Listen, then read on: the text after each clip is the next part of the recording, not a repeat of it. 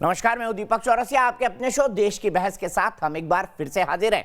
जैसा कि आप जानते हैं, न्यूज नेशन का ये वो मंच है जहां होती है आपके मन की बात। आप जिस मुद्दे को चुनते हैं, हम न सिर्फ उस मुद्दे को पूरे देश के सामने उठाते हैं, बल्कि इस शो में लोग सीधे देश के सामने अपनी बात भी रखते हैं। आज आपने देश की बहस का जो मुद्दा तय किया है वो है हाथरस की आड़ में दंगों की साजिश का मास्टरमाइंड कौन है। इसे 60% लोगों ने वोट देकर देश की बहस का मुद्दा बनाना चाहा है। आज इसी पर होगी देश की बहस। इस चर्चा में मेरे साथ एक बड़ा पैनल शामिल होगा, साथ ही दर्शक भी जुड़ेंगे।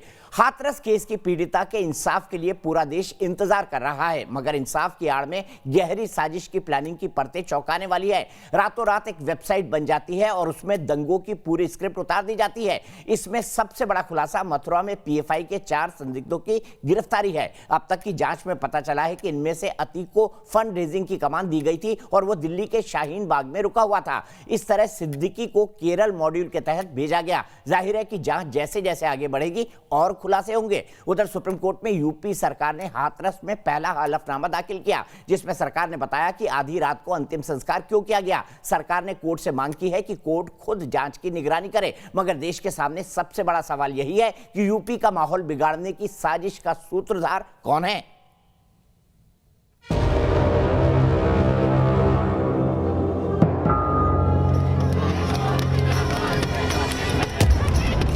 ये देखिए, दंगा गैंग की साजिश के तार कहां जुड़े।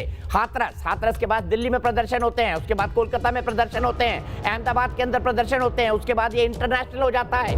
हाथरस के नाम पर कैसे प्रदर्शन, बयानबाजी, पोस्टरबाजी, सोशल मीडिया का जहर फैलाकर साजिश को अंजाम दिया जाना था, इसका खुलासा हमने देश के नंबर 1 डिबेट शो देश की बहस में पहले ही कर दिया था। पीआर एजेंसी हायर करके जानबूझकर आप ये फैला रहे हैं। और अब पीएफआई के 4 सदस्यों की मथुरा से हुई गिरफ्तारी ने साबित कर दिया कि हाथरस को हथियार बनाकर दंगा भड़काने की साजिश रचने का खेल खेला जा रहा था। धार्मिक उन्माद फैला करके साजिशन दंगा कराने, अशांति का माहौल जो है कायम करने का कुत्सित प्रयास ये लोग कर रहे हैं, जिसके तहत आज वो 4 गिरफ्तारियां मथुरा में हुई हैं। अतीक उर रहमान, सिद्दीकी, मसूद खान और आलम से पूछताछ के बाद पीएफआई यानी पॉपुलर फ्रंट ऑफ इंडिया से इनके संबंधों का खुलासा हुआ। पकड़े गए ये चारों संदिग्ध दिल्ली से हाथरस की तरफ जा रहे थे।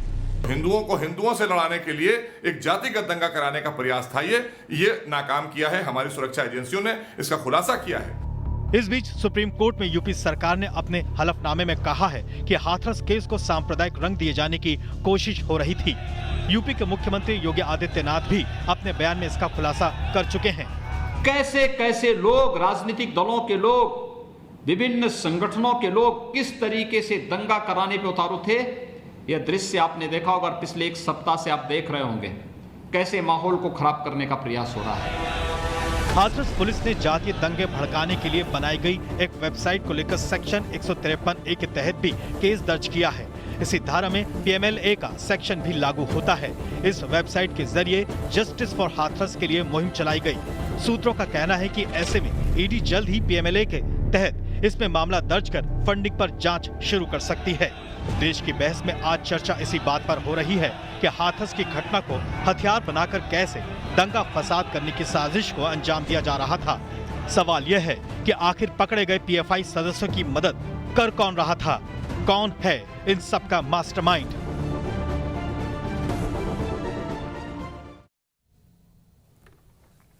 तो देश की बहस में हमारा आज का सवाल इसी से जुड़ा हुआ है, क्या हाथरस के नाम पर जाति और सांप्रदायिक हिंसा की साजिश रची गई। आप शो के दौरान इस मुद्दे पर अपनी राय हमारी वेबसाइट पर दे सकते हैं। हाँ या नहीं में जवाब दें। सवाल बिल्कुल साफ और स्पष्ट है। आप हमारे मोबाइल ऐप पर जा सकते हैं, ट्विटर हैंडल जा सकते हैं, हमारे फेसबुक पेज पर जा सकते हैं। अगर आपका कोई राय है या सुझाव है या आप इस शो में शामिल होना चाहते हैं या कोई सवाल पूछना चाहते हैं अभी इसी पैनल से, तो आप 9711002266 पर फोन कर सकते हैं। मुकेश सिंघल, ये इकलौता शो है देश का जो अपने दर्शकों को जोड़ता है। मुकेश सिंघल मेरे पहले ऑडियंस जुड़ेंगे, लेकिन उससे पहले मैं पैनल को इंट्रोड्यूस कर दूं ताकि इंटरेस्ट आपका बना रहे। कौन कौन लोग आज इस मुद्दे पर डिबेट करेंगे। डॉक्टर सुधांशु त्रिवेदी होंगे, मेंबर पार्लियामेंट है राज्यसभा के, और साथ ही साथ भारतीय जनता पार्टी के राष्ट्रीय प्रवक्ता अखिलेश प्रताप सिंह, कांग्रेस के बेहद वरिष्ठ नेता और उत्तर प्रदेश और देश का एक जाना माना चेहरा अनुराग भदौरिया जी, समाजवादी पार्टी के नेशनल स्पोक्स पर्सन, और सुबी खान सोशल एक्टिविस्ट हैं और सुप्रीम कोर्ट के एडवोकेट हैं। लेकिन सबसे पहले मुकेश सिंघल जी के पास गाजियाबाद चलते हैं और समझते हैं वो क्या समझते हैं इस पूरी राजनीति के बारे में। मुकेश सिंघल जी, आपको क्या लगता है ये राजनीति क्यों हो रही है और खास पर हाथरस पर क्यों? क्योंकि रेप की घटनाएं तो देश में इसी दरमियान लगभग हर राज्य के अंदर हुई है। हाथरस की राजनीति के पीछे आपको क्या दिखाई देता है?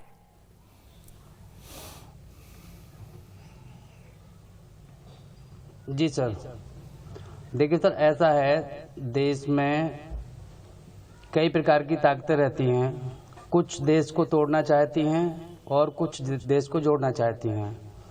मेरा जो देश को तोड़ना चाहती हैं उनसे अनुरोध है कि वो ऐसा ना करें और जो भी कार्य करें वो देश के हित में करें।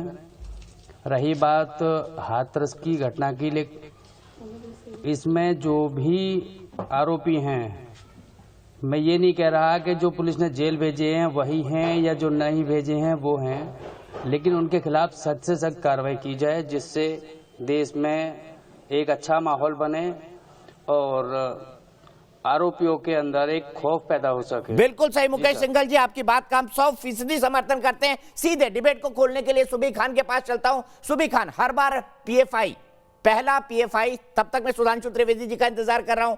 पहला पीएफआई शाहीन बाग में, दूसरा पीएफआई सीएए की प्रोटेस्ट में, तीसरा पीएफआई बेंगलोर दंगों में, चौथा पीएफआई अब पीएफआई के लगातार बयान बाबरी मस्जिद के संदर्भ में या फिर अयोध्या में जो श्री राम जन्मभूमि शिलान्यास का हुआ, हर गलत काम में पीएफआई और उस आइडियोलॉजी के लोगों का नाम क्यों आता है?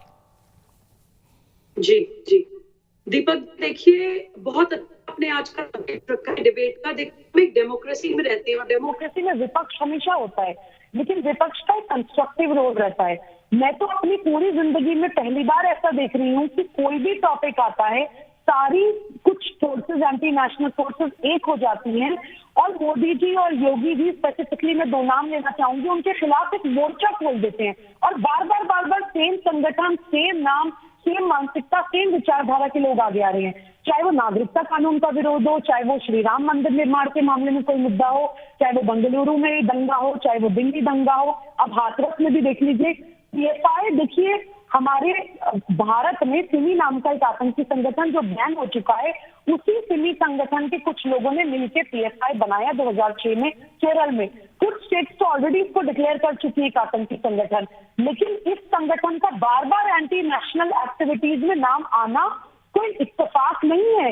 हम लोगों को समझ लेना चाहिए कि कोई ना कोई साजिश चल रही है और स्पेसिफिकली उत्तर प्रदेश के खिलाफ इसलिए हो रहा है क्योंकि उत्तर प्रदेश कोई आम स्टेट नहीं है। उत्तर प्रदेश का बॉर्डर सटा हुआ है नेपाल से, जिसमें चाइना और पाकिस्तान का आधिपत्य है। अभी हमारा इंडिया चाइना स्टैंड ऑफ चल रहा है, पाकिस्तान के साथ भी हमारे संबंध कैसे हैं, जब जाहिर है उत्तर प्रदेश की गवर्नमेंट को डिस्टेबलाइज करने के लिए बहुत गहरी साजिश रची जा रही है, फायदा फंडिंग हो रही है। ठीक है, यहीं से बहस को आगे बढ़ाते हुए मैं डॉक्टर सुधांशु त्रिवेदी का इंतजार कर रहा था, इसलिए अखिलेश जी से सवाल नहीं लिया। अखिलेश जी, मेरा सीधा सवाल है, क्या राजनीति के नाम पर ये जो दंगे फैलाने की साजिश निकल कर सामने आ रही है, क्या जाने अनजाने में कांग्रेस भी इसका पार्ट बन गई? देखिए दीपक जी, बात बड़ी स्पष्ट है। जब उत्तर प्रदेश या बीजेपी की सरकार जब कभी किसी मोर्चे पे फेल होती है तो वो इसी तरह के शगुफे छोड़ती है।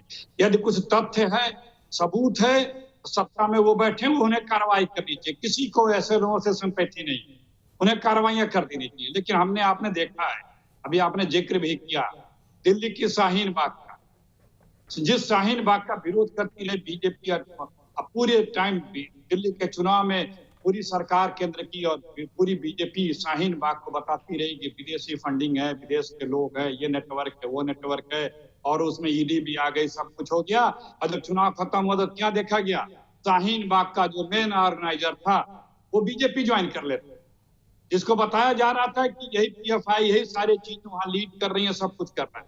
ये क्या रिश्ता है? ये रिश्ता क्या कहलाता है बीजेपी का इस आदमी से और इस आंदोलन से और इस दिल्ली में जिसे तमाम आतंकी संगठनों द्वारा फंडिंग बताई जा रही थी? ये रिश्ता क्या कहलाता है? अगर ये संगठन बैन है तो आदरणीय मोदी जी के रहते हिंदुस्तान में ये एक्टिव कैसे? ये रिश्ता क्या कहलाता है? सब जगह यूपी में इनकी सरकार, वहां भी उनकी सरकार, डबल इंजन की सरकार, फिर भी बैन होने के बाद एक्टिव कैसे? चक्कर क्या है कि ये सरकार पहले करती थी, एक मुख्यमंत्री थे, फिर 2 मुख्यमंत्री 3 हुए, डिप्टी सीएम, फिर एक प्रभारी हुए, 4 मुख्यमंत्री हुए, फिर आरएसएस हुआ, एक 5 मुख्यमंत्री हुआ, पीएमओ चला था तो 6 मुख्यमंत्री हुआ, एक और सुपर मुख्यमंत्री पिछले महीने आ गया। एक बॉम्बे की तो PR कंपनी है, वो अभी सरकार को चलाने और चमकाने का ठेका ले रखी है। वो ये सरकार कैसे चलेगी और कैसे चमकेगी? भैया सत्ता में बैठो, कार्रवाई ठीक है करो। अखिलेश जी, बड़े स्पष्ट आरोप है। सुधांशु जी थोड़े लेट है, आपके इसी सवाल को लेकर मैं शाहीन बाग वाले सवाल को लेकर मैं जाता हूं सीधे सुबह के पास। सुबह शाहीन बाग के आंदोलन के वक्त हमने देखा था वहां पर क्या क्या हुआ, उसकी परिणति दिल्ली दंगों के तौर पर हुई। लेकिन अखिलेश जी सही कह रहे हैं कि जो ऑर्गेनाइजर्स थे शाहीन बाग के वो तो बीजेपी में आ गए। तो अखिलेश जी कह रहे हैं कि ये रिश्ता क्या कहलाता है? क्या आपको लगता है कि बीजेपी और शाहीन बाग गैंग या PFI का कोई सीधा रिश्ता है? जी जी, देखिए दीपक जी, सबसे पहले तो मैं ये कहती हूँ, जब मैं आतंकियों के खिलाफ बात करती हूँ या भारत विरोधी मानसिकता के खिलाफ बात करती हूँ, मैं एक कम्युनिटी या पूरी पार्टी या पूरे संगठन को ब्लैकमेल नहीं करती। मैं ये नहीं कह रही हूँ कि शाहीन बाग में जितने भी लोग बैठे थे सारे आतंकी थे, लेकिन मैं ये कह रही हूँ कि शाहीन बाग में PFI का हेड ऑफिस चल रहा था। शाहीन बाग में डेफिनेटली PFI का हेड ऑफिस चल रहा था। इस कनेक्शन को हम कैसे डिनाई कर सकते हैं कि दिल्ली दंगों में आम आदमी पार्टी का संरक्षण पाया जाता है, आम आदमी पार्टी के लोगों का और कांग्रेस के लोगों का bank transaction, account transaction, money transaction PFI के अकाउंट के साथ निकलती हैं। वो जग जाहिर है, हम लोग नेशनल टीवी पे कितनी बार डिबेट कर चुके हैं। ये लोग, मुझे समझ नहीं आता है कि लोग जनता को बेवकूफ समझते हैं या सोचते हैं कि हर चीज में ब्लेम इट ऑन द रियो। अगर भारतीय जनता पार्टी की आप तस्वीर पढ़ते रहेंगे तो क्या आप लोग एक्सपोज नहीं होंगे दुनिया के सामने? आप लोग हाथरस केस में भी किस तरह से पॉलिटिसाइज करने की कोशिश कर रहे हैं, दुनिया देख रही है। हाथरस की बच्ची की आपको बहुत चिंता है। देखिए बच्ची होती है, बलरामपुर में भी एक बच्ची का बलात्कार हुआ है, लेकिन बलरामपुर की आपको चिंता इसलिए नहीं क्योंकि वहां पे बलात्कारी मुसलमान है और आपको अपना वोट बैंक में हिलने देना है। तो देखिए ये दोहरा चरित्र, ये दोहरी मानसिकता आपकी है। जैसे खुद है वैसे दूसरों पर इल्जाम मत लगाइए। एक चीज मैं और दीपक जी बोलना चाहती हूँ, अगर हम इस पे जस्टिस की बात कर रहे हैं, इंसाफ की बात कर रहे हैं, तो हम ये ना भूलें कि बहुत ज्यादा अलग अलग तरह के नैरेटिव हाथरस गांव के लोगों से निकल कर आ रहे हैं। ठीक है, इस पर हम बात करेंगे सुबह, इस पर हम बात करेंगे, लेकिन मूल मुद्दे पर चलते हैं जो आपने उठाया। अनुराग जी, मैं 5 दिन से आपको लगातार बोल रहा हूं, आजमगढ़ की बिटिया की सुध ले लो, 8 साल की, जिसका बलात्कारी दानिश नाम का एक आदमी है। मुझे दुर्भाग्य से कहना पड़ रहा है कि वो इस वक्त BHU के अस्पताल में जिंदगी और मौत से संघर्ष कर रही है। आप हाथरस पे छाती पीट रहे हैं, लेकिन आजमगढ़ अखिलेश यादव की कॉन्स्टिट्यूएंसी है। उस बिटिया का दर्द, 8 साल की बेटी का दर्द, जिसके साथ दुर्दांत बलात्कार हुआ, कोई समाजवादी वाला बांटने नहीं गया। आपको बस हाथरस पे ज्ञान और भाषण देना है। अच्छा, आप मुझे बोलने दीजिएगा, टोकिएगा नहीं। मैं सवाल का जवाब दीजिएगा। सवाल का जवाब दूंगा। अरे वहां तो मैं जवाब दूंगा ना, अरे जवाब दूंगा तभी तो बोलना। पहले मैं अपनी बात तो कह दूं। कहते ना, योगी जी कह रहे थे कैसे कैसे लोग सत्ता में चले आए, जिनको सत्ता चलानी नहीं आती, जिनको यही नहीं पता कि महिलाओं का सम्मान कैसे किया जाता है, उनका सम्मान कैसे बचाया जाता है। सर मुझे आजमगढ़ की बेटी का जवाब दीजिए। अखिलेश यादव की कॉन्स्टिट्यूएंसी है कि नहीं है? सर मुझे, मैं वहां ज्ञान मत दीजिए, ज्ञान मत दीजिए, 2 टूक जवाब दीजिए फिर अपनी बात कहिए। क्या आज तक उस 8 साल की बेटी का दर्द बांटने एक भी समाजवादी पार्टी का कार्यकर्ता गया? आज तक ICU में भर्ती है BHU के वो। अरे आप पूछ, पता भी है आपको? अच्छा हो गया, आपने पूछ लिया। आप हमें बोल लो, आपको हो सकता है नहीं मालूम है, इसलिए दीपक जी अपनी टीम को भेजिए। देखिए लगातार समाजवादी लोग आजमगढ़ में BHU के तो उसके महिला पीड़ित से मिल रहे हैं। नेशनल टेलीविजन पर झूठ बोल रहे हैं। सुशांत को फोन लगाइए। BHU से लाइव दिखा चुका हूं मैं ये बात। क्यों झूठ बोल रहे हैं? अखिलेश यादव ने आज तक घर में फोन भी नहीं किया। विदेश में है, फोन तो कर सकते हैं ना। अखिलेश यादव ने 8 साल की बच्ची को एक फोन भी नहीं किया। आप ही चिल्ला लीजिए, फिर मेरी आवाज दबा दीजिए। मैं कह रहा हूं कि DM से मिला, वहां के SSP से डेलीगेशन मिला, समाजवादी पार्टी का डेलीगेशन। नाम बता दूं, डेट बता दूं, बोलो ना। नाम बताइए ना, नाम बताइए, मैं अभी चेक करता हूं। मैं अभी आजमगढ़ के रिपोर्टर को लगाता हूं। 1 सेकंड होल्ड कीजिए सर, 1 सेकंड। अरे होल्ड तो कीजिए ना। आप अपने संवाददाता को तब तक फोन मिला लीजिए जब तक मैं आपको डेट बता रहा हूं। आप संवाददाता को मिलाइए, मैं डेट बता रहा हूं। फोन लगाइए जो BHU से रिपोर्ट कर रहे थे। आप बताइए कि समाजवादी का डेलीगेशन गया कि नहीं वहां मिलने के लिए। मैं 1 मिनट में आपको दे रहा हूं। हम बीजेपी की तरह झूठे लोग थोड़ी हैं जो बीजेपी की तरह बात होगी। जब आपको ये नहीं याद कि कौन गया, कौन मिला, क्या नहीं हुआ, आपको फोन के अंदर डिटेल देखना पड़ रहा है, तो क्या सुन लिया आपको 60 साल की बच्ची की? आपको हाथरस पर राजनीति करनी है। सुन लिए, जिलाध्यक्ष आजमगढ़, वहां के विधायक संग्राम सिंह, वहां संग्राम यादव, यहाँ से गए हमारे राष्ट्रीय कार्यकारिणी के सदस्य। कौन गए? कहाँ गए? बच्ची कहाँ है अभी बताइए? बच्ची का वो तो नाम क्या BHU है? में भर्ती नाम है मत ही, कीजिए। फिर आप बेकार की बात कर रहे हैं। बच्ची कौन से अस्पताल में है? आप क्या पता क्या बात क्रिटिकल कर रहे हैं? इंजरीज है आप वो उसको? बात- अच्छा, आपने ना अच्छा, मैं बलरामपुर की पलट सुन के ली, सवाल ना आपने आपसे पूछूं आजमगढ़ कि की, मुख्यमंत्री जो गए, आपकी खुद की नहीं, कॉन्स्टिट्यूएंसी है। मुख्यमंत्री गए, स्मृति ईरानी जी गई, सरकार तो उनकी है, मुख्यमंत्री गए, स्मृति ईरानी जी गई, बाल विकास मंत्री है, किस बात की मंत्री है? जब वो हाथरस नहीं जा सकती, बलरामपुर नहीं जा सकती, आजमगढ़ नहीं जा सकती, BHU नहीं जा सकती, तो बताइए किस बात की बाल विकास मंत्री है, किस बात के मुख्यमंत्री है? जो अपने जिनको उन्होंने चुना है वो अपने अखिलेश यादव किस बात के लीडर ऑफ ऑपोजिशन है? अखिलेश यादव किस बात के समाजवादी पार्टी के नेता है? अपनी कॉन्स्टिट्यूएंसी की 8 साल की बेटी के बलात्कार के बाद और हाथरस पे छाती पीट रहे हैं, हाथरस पे छाती पीट रहे हैं। वहां पे धूप चंडी भी थे, सुन लीजिए, धूप चंडी भी था हमारा डेलीगेशन में। और बताइए प्रवक्ता भी है समाजवादी पार्टी का, ये सारे डेलीगेशन में गए थे। आप बताइए मुख्यमंत्री गए कि नहीं गए? आप बताइए स्मृति ईरानी गई कि नहीं गई? आप बताइए बीजेपी का कोई नेता गया कि नहीं? तो आप बीजेपी के नेता गए कि नहीं? बताइए कौन अखिलेश यादव बीजेपी का बच्ची नेता को गया? फोन भी नहीं कर सकते। हाथरस में बीजेपी का नेता कोई गया क्या? बलरामपुर में बीजेपी का नेता गया? BHU में कोई बीजेपी का नेता गया? आजमगढ़ में कोई बीजेपी का नेता गया? बुलंदशहर में कोई गया? लखीमपुर में कोई गया? जौनपुर में कोई गया? भदोही में कोई गया? पे राजनीति कर रहे हैं ना, लाठी डंडे खा के आए हैं। मैंने उन्नाव में कोई गया? अपनी कॉन्स्टिट्यूएंसी की सुनते हैं आजमगढ़ की। स्मृति ईरानी मंत्री है, बाल विकास मंत्री, किस बात की मंत्री है? किस बात की मंत्री है? अरे जवाबदेही सरकार की है, सरकार अपनी जवाबदेही से भागना चाहती है। शर्म नहीं आती सरकार को? सुबह क्यों ऐसी सरकार नहीं गए जवाबदेही से भागना चाहती है? 8 साल की उस बच्ची का दुख काटने के लिए क्या अखिलेश यादव एक फोन नहीं कर सकते? वो मुख्यमंत्री वो वहां अरे मुझे एक बात बताइए, क्या अखिलेश यादव उस बच्ची को एक फोन नहीं कर सकते? उसके पिता को, बच्ची तो 8 साल की है, क्या समझेगी? क्या अखिलेश यादव एक फोन नहीं कर सकते? मुख्यमंत्री को चिंता नहीं है अपने बच्चों की, जो मिलने नहीं जा सकते। डूब मरे ऐसी सरकार, जिस सरकार को अपने बच्चों की चिंता नहीं है। अनुराग भाई, फिर यही बात आपको अखिलेश यादव के लिए कहनी पड़ेगी। डूमबर है वो सांसद जो अपनी कॉन्स्टिट्यूएंसी की 8 साल की अखिलेश यादव जी अपनी बेटी के एडमिशन के लिए बाहर है, का वो अध्यक्ष जो बड़ी बड़ी बातें करता था। हम लोग बोलिए, अखिलेश के लिए भी बोले, डूमबर है वो सांसद, बोलिए ना, जो योगी के लिए बोल रहे हैं, अखिलेश के लिए भी बोलिए। लोग होते हैं, जब परिवार का आदमी नहीं होगा तो दूसरे का कैसे हो सकता है? जब हम अपनी बेटी का सम्मान नहीं कर सकते, दूसरी बेटी का सम्मान कैसे करेंगे? वो अपनी बेटी का सम्मान जिसके 98.9% मार्क्स आए। सुशांत बनारस से मेरे साथ जुड़े हुए हैं। सुशांत, मुझे बताइए, BHU में कौन सा समाजवादी पार्टी का नेता गया? समाजवादी पार्टी के नेताओं ने क्या आजमगढ़ में कोई धरना प्रदर्शन किया? क्या बेटी के घर की सुध ली? अनुराग भदौरिया बोल रहे हैं सब कुछ किया, आप अकेले BHU गए थे। हम इकलौता चैनल थे सुशांत जो रिपोर्टिंग कर रहे थे। क्या किया समाजवादी पार्टी के लोगों ने 8 साल की उस बच्ची के लिए, जिसका निर्ममता से रेप किया गया और जिंदगी और मौत के बीच वो कई दिनों तक संघर्ष करती रही? किस किसने सुध ली? क्या अखिलेश ने कोई फोन किया?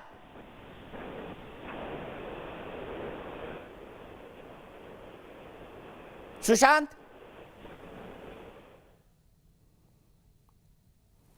सुबह मैं सुशांत के कनेक्शन में कुछ प्रॉब्लम है, सुशांत को ब्रीफ, सुशांत की कनेक्शन फिर से जोड़िए। सुबह मैं आपसे जानना चाहता हूं, आजमगढ़ पे इनके डबल स्टैंडर्ड क्यों? वहां तो 8 साल की बच्ची है, 8 साल की। क्योंकि इन लोगों के लिए सब्जेक्ट बच्ची नहीं है, इन लोगों के लिए सब्जेक्ट उत्तर प्रदेश है, इन लोगों के लिए सब्जेक्ट योगी जी हैं, भगवा है, भारतीय संस्कृति है और उत्तर प्रदेश के आने वाले इलेक्शन है। इन लोगों के लिए बच्चियां सिर्फ आंकड़ा है।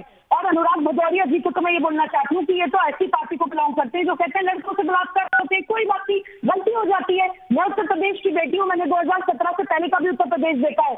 सारे बलात्कारी, आतंकवादी, गैंगस्टर्स, अपराधी इन लोगों की पार्टियों ने उत्तर प्रदेश में पाले हैं। कुछ 17 से लेकर 20 तक 3 साल में योगी जी ने पाल नहीं दिए अपराधी। योगी जी इनफैक्ट उन अपराधियों को साफ कर रहे हैं उत्तर प्रदेश में से। ये समाजवादी पार्टी वाले लोग वो हैं जो चोर को बोलते हैं चोरी करो और चौकीदार को बोलते हैं कि चौकीदारी करो। यहाँ पे दोहरा मापदंड मत अपनाइए। उत्तर प्रदेश की बच्चियां जानती हैं कि वो कितना सुरक्षित है। हमारे चीफ मिनिस्टर ये कहते हैं कि बच्चियों को छेड़ने वालों के भी पोस्टर लगने चाहिए शहर के अंदर। इतना सीरियसली वो छेड़खानी को लेते हैं। और जो कांग्रेस की जो बड़ाई कर रही है उन लोगों को मैं ये बोलना चाहती हूँ कि राजस्थान के चीफ मिनिस्टर अशोक गहलोत जी कहते हैं कि राजस्थान में जिन नाबालिग बच्चियों का बलात्कार हो गया अपनी मर्जी से गई थी बलात्कार करवाने उनको। अनुराग भाई, आपकी आवाज अभी नहीं जा रही है। सुशांत के पास चलता हूँ। सुबह सुशांत बनारस से मेरे साथ जुड़ गए हैं। सुशांत, मैं 8 साल की उस बच्ची की बात करता हूँ। सुबह आपको रुकना होगा 1 मिनट। मैं 8 साल की उस बच्ची की बात करता हूँ जिसका निर्ममता से रेप किया गया दानिश नाम के एक व्यक्ति द्वारा। वो व्यक्ति गिरफ्तार है। जबरदस्ती वो बच्ची को लेकर गया अपने घर में। मैंने वो पूरा केस स्टडी किया है। बच्ची जिंदगी और मौत से संघर्ष कर रही है। क्या सांसद अखिलेश यादव ने अपनी जिम्मेदारी निभाई? क्या समाजवादी पार्टी ने उस बच्ची के लिए कोई आंदोलन खड़ा किया? क्या कोई समाजवादी पार्टी का नेता अस्पताल में उस बच्ची को देखने, मिलने या उसके परिवार की सुध लेने गया? बताइए सुशांत, क्योंकि सब हाथरस पे छाती पीट रहे हैं। देखिए दीपक जी, अभी तक अगर उस मामले की बात की जाए तो क्षेत्रीय लोग, जब हमने इस सवाल को उठाया तो क्षेत्रीय जो नेता थे वो एक बार फर्ज अदायगी के लिए भी वहां तक नहीं पहुंचे। सुन लीजिए अनुराग भदौरिया जी, आज की बात की जाए, वो झूठ बोल रहे हैं, 100% झूठ बोल रहे हैं। 6 सदस्यीय टीम गया था, 6 सदस्यीय नाम तो नाम निकालने में आपको 15 मिनट लग गया। 6 सदस्यीय टीम बोल दिया। टीवी पे अगर किसी को झूठ बोलना सीखना हो तो अनुराग भदौरिया से सीखिए। अरे 6 सदस्यीय टीम गया था, हमसे नाम बता दीजिए ना कौन था। झूठ बोलना सीखना है तो अब संग्राम सिंह भी नहीं पता आपको, संग्राम यादव है ये तब नहीं पता। समाजवादी पार्टी के स्पोक्सपर्सन को कि मेरा विधायक संग्राम सिंह या आजमगढ़ का कि संग्राम यादव। अब ये झूठ बोल रहे हैं तो मैं इसमें कोई इसके पास मेरे पास कोई उपाय नहीं है। झूठ बोलने के लिए और पढ़े लिखे को फारसी क्या? सुशांत, हमने कितने दिन पहले ये मुद्दा उठाया था बीएचयू के सामने से, क्यों सुध नहीं ली समाजवादी पार्टी ने? ये भी बता दीजिए। आपको नहीं मिल रहा है व्हाट्सएप डेलीगेशन के नाम का, आपको नहीं मिल रहा है। दूर मत करिए, फेक मत करिए अनुराग भदौरिया, फेक मत करिए। मैं तो ये जानना चाहता हूँ, अरे भाई अखिलेश यादव विदेश में है। कल ही गया था, कैमरा जूम कर लीजिए। ये देखो मैं दिखा रहा हूँ आपको, कैमरा जूम कर लीजिए आप अपना। अब आपको दिखाई मुझे व्हाट्सएप फॉरवर्ड कर दीजिए ना, आपके पास तो मेरा नंबर है, मैं पढ़ के दिखा देता हूँ। कर दीजिए फॉरवर्ड। मैंने बता दिया, मैंने तो बताया। अरे कर दीजिए ना फॉरवर्ड, में पढ़ के सुना देता हूँ। समाजवादी पार्टी का कौन सा डेलीगेशन क्या बच्ची के नाम है? मैं एक साथ आपको नाम कर दूंगा, उसके बाद आप नाम दिखा दीजिएगा। अरे नाम तो बोल नहीं पा रहे हैं आप, एक साथ नाम कर देंगे। क्यों टीवी पे झूठ बोल रहे हैं? क्यों नहीं गई? समाजवादी तो जा ही रहे, मैंने तो बताया। धूप चंडी, वहाँ पे जो हम लोग का धूप चंडी वो गया, संग्राम यादव गए, अनुराग भदौरिया, देश का हमारा व्यूअर, देश का हमारा व्यूअर इतना मूर्ख भी नहीं है कि सच और झूठ में फर्क ना करे। सुशांत, एक बार मैं आपको फिर से लूंगा। सुशांत, मुझे बताइए क्यों नहीं जा रहे हैं समाजवादी पार्टी वाले उस 8 साल की बच्ची की क्यों सुध नहीं ले रहे? सुशांत बताइए, क्या कारण लगता है आपको राजनीतिक तौर पर? जिम्मेदारी नहीं है, कोई भी व्यक्ति वहां नहीं पहुंचा था। उसके दादा ने हमें खुद इंटरव्यू दिया कि हमारे पास कोई नहीं आया, हम न्याय चाहते हैं। हालांकि उसके दादा ने कहा गिरफ्तार हो गया है वो व्यक्ति, पर हमें न्याय चाहिए। अब अलग बात है कि अब क्षेत्रीय नेता अपने मन से अगर वहां पर पहुंच रहे होंगे। फिलहाल बाल चिकित्सालय में वो भर्ती है और वहां पर अभी भी कोई बड़ा नेता वहां तक नहीं पहुंचा है। और क्या होता है क्षेत्रीय नेता, क्या होता है बड़ा नेता, क्या होता है? पर उस बाल चिकित्सालय तक समाजवादी का हर कार्यकर्ता अखिलेश यादव है, अखिलेश यादव की खुद एक कार्यकर्ता है। क्षेत्रीय बड़ा नेता कौन हो गया भैया? कमाल की बात कर रहे हैं। क्षेत्रीय नेता गया है, आप झूठ बोलना शुरू कर दिया आपके इन्होंने कि क्षेत्रीय नेता गया होगा तो मालूम नहीं। बड़ा नेता कौन होता है? क्षेत्रीय नेता ही तो जाएंगे ना। हमारे वहाँ पे जो जिलाध्यक्ष है, जो वहाँ के विधायक है, जो वहाँ के डेलीगेशन है, और बड़ा नेता कौन है भाई? सुशांत बताइए, कौन क्षेत्रीय नेता क्या कौन इनका 30 बार खा गया और क्यों नहीं गया ये भी बताइए इनको। नेशनल टेलीविजन पर साफ साफ झूठ बोल रहे हैं। इनके पास इनका कोई डेलीगेशन नहीं गया, कोई नाम नहीं है इनके पास। व्हाट्सएप नहीं पढ़ पा रहे हैं वो, व्हाट्सएप पे नहीं पता अनुराग भदौरिया को कौन सा डेलीगेशन गया, तारीख भी नहीं पता, टाइम भी नहीं पता, किसके पास गया ये भी नहीं पता। सुशांत बताइए, 30 सेकंड आपको। और राजी सुन लीजिए इनको, और किसके से आपका झूठ एक्सपोज हो गया नेशनल टेलीविजन पर। अखिलेश यादव एक फोन नहीं कर सकते अपनी कॉन्स्टिट्यूएंसी की 8 साल की बच्ची को जिसका बलात्कार हुआ है, फिर हाथरस पे छाती क्यों पीट रहे हैं आप? सरकार किसकी है? सरकार किसकी है? जिम्मेदारी किसकी होती है? सरकार की जिम्मेदारी होती है, सरकार क्यों नहीं जा रही है? अरे अच्छा, रिपोर्टर की बात सुन लीजिए। ठीक है, मत जाइए आप। जनता अपने आप में फैसला करेगी। जनता जनार्दन होती है प्रजातंत्र में। सुशांत कंक्लूड करिए अपनी बात, बताइए। ये बोलते रहेंगे। अनुराग जी, मैं आपको ऑडियो डाउन कर रहा हूं, सुशांत बोलेंगे सिर्फ। अनुराग जी आजमगढ़ के सांसद है अखिलेश जी, और राष्ट्रीय अध्यक्ष है अपने समाजवादी पार्टी के। कौन से आपके मंत्री और कौन से पदाधिकारी वहां तक पहुंचे हैं? और अगर पहुंचे हैं तो हाथरस में आपके जो लोग गए उन्होंने सबसे पहले मीडिया को जानकारी दी, सबसे पहले छाती पीटा हाथरस में जाकर के। कोई ऐसा बड़ा मंत्री, ऐसा पदाधिकारी नहीं था जो हाथरस नहीं पहुंचा। और यहाँ पर आपके कौन से नेता आया लखनऊ से, कौन सा प्रतिनिधिमंडल आया और कब मिलकर चला गया वहां से? जिस वक्त मैं सबसे पहले वहां पर पहुंचा था, जब बीएचयू में उस बच्ची को लाया गया था, उसमें उसके दादा बाहर बैठे हुए थे और उसका कोई व्यक्ति वहां पर नहीं था, एक भी व्यक्ति वहां पर नहीं था। रानी जी नहीं आई थी, बोलिए स्मित रानी नहीं आई थी, किस बात का डरते हो? अनुराग भाई, ये जितने लोग आपकी ये बड़बड़ सुनेंगे ना वो हंसेंगे ही। सचिव नहीं आया, बोलिए चीफ मिनिस्टर नहीं आया, ठीक है, क्यों डर रहे हैं? सीधे मैं नुपुर के पास चलता हूं, बहस खोलता हूं। नुपुर जी, अखिलेश जी ने आप पर एक बड़ा आरोप लगाया कि ये जानबूझकर किया गया ड्रामा है। उन्होंने तो यहां तक कह दिया कि शाहीन बाग आप चिल्लाते रहे, उसको इतना बड़ा पॉलिटिकल इशू बनाया और शाहीन बाग के ऑर्गेनाइजर्स को उठा के अपने बीजेपी में शामिल कर लिया। वो पूछ रहे हैं शाहीन बाग वालों से बीजेपी का रिश्ता क्या कहलाता है? अखिलेश जी और नुपुर जी, कि शाहीन बाग के जो असली, देखिए थोड़ा फैक्चुअली मैं जवाब दूंगी, उसके बाद नजर आप। सबसे पहली बात तो है कि शाहीन बाग के जो असली ऑर्गेनाइजर्स थे उन्होंने तो 164 के तहत मजिस्ट्रेट में ये तक स्टेटमेंट जारी करी है, दी है बाकायदा मजिस्ट्रेट को विटनेस स्टेटमेंट कि भैया हमारा ऑर्गेनाइजेशन कभी भी देश के खिलाफ है तो देश को तोड़ने के लिए नहीं था। ये जो राजनीतिक गिट है, जैसे कांग्रेस पार्टी के मनीष अय्यर और शशि थरूर जो बकायदा पहुंचे थे और वहां पे लोगों को उकसा रहे थे कि देश के बंटवारे के, सेशन के और दुनिया भर दंगे फसाद की राजनीति करें, ये सब यहाँ पे माहौल खराब कर रहे हैं। ये तो बकायदा ऑन रिकॉर्ड है। तो जो एक्चुअल लोग हैं शाहीन बाग के, जो 2-3 लोग हैं दिल्ली भाजपा में, अगर उनको लगता है कि तुष्टीकरण की राजनीति और दंगे फसाद की राजनीति में नहीं करना चाह रहे, कोई ना बोले, बट मैं नहीं बोलूंगी। दीपक जी, गलत बात है। अनुराग भाई, आपके मुख्यमंत्री क्यों नहीं जाते? बोलिए, अखिलेश जी का टर्न है, वो जवाब देंगे। आप मूल मुद्दे का जवाब देते नहीं, इधर उधर भागते हैं। प्लीज सिर्फ नुपुर शर्मा का ऑडियो। अनुराग भाई, रनिंग कमेंट्री नहीं प्लीज। अब देखिए, मैंने जब ये डिबेट थोड़ी लेट ज्वाइन करी दीपक जी, हास्य पर्दे में साफ सी बात कहूंगी आपसे कि भैया समाजवादी पार्टी का जाना ना जाना एक बराबर है कहीं पे भी। अब ऑब्वियसली बहती गंगा में क्योंकि नैरेटिव सेट हो गया है, कुछ प्लायबल जर्नलिस्ट कुछ ऑपोजिशन पार्टियों की तरह गिद्धों की तरह पहुंच गए हैं। इनको आजमगढ़ और बुलंदशहर में भी तो ऐसी वारदातें हुई है, क्यों नहीं जाएंगे? क्योंकि आरोपी मुसलमान है। इस बात को ध्यान दीजिएगा, क्योंकि अभी बिहार का चुनाव आ रहा है। तुष्टीकरण की, वोट बैंक की राजनीति कैसे कर पाएंगे? माइनॉरिटी अपीसमेंट कैसे कर पाएंगे? और रही बात समाजवादी पार्टी की, इनका कहीं जाना न जाना एक बराबर है। वो पार्टी जिनके मुख्यमंत्री गद्दी पे बैठे हुए एक महिला पत्रकार से कहते हैं बुलंदशहर के रेप के बाद, जब उनकी सरकार थी समाजवादी पार्टी की उत्तर प्रदेश में, कि आप क्यों घबरा रही हैं, आप क्यों परेशान हो रही हैं, आपके साथ तो नहीं हुआ। और जिनके बड़े दिग्गज नेता मुलायम सिंह यादव ये कह देते हैं कि बलात्कार के आरोपी तो बच्चे हैं, लड़के हैं, गलती हो जाती है। क्या बलात्कार जैसा संगीन जो में गलती है? Is it a mistake? If it's a mistake, sorry, people don't want people like you in government. Shaheen Bagh के आरोप पर वापस आइए। नुपुर जी, शाहीन बाग के, मुझे अखिलेश जी को जोड़ना है बहस में कि शाहीन बाग के ऑर्गेनाइजर तो सब बीजेपी में, आप वो कह रहे हैं इस बात को। अरे बीजेपी की जिम्मेदारी है कि नहीं? दीपक बताइए तो बीजेपी क्या? जी अखिलेश जी, शायद उन तक आवाज नहीं पहुंच रही है। आपका काउंटर उन्होंने ये कह के किया कि शाहीन बाग के चीयर लीडर तो मनीष अय्यर और शशि थरूर जैसे लोग थे, वो तो बीजेपी में नहीं शामिल हुए।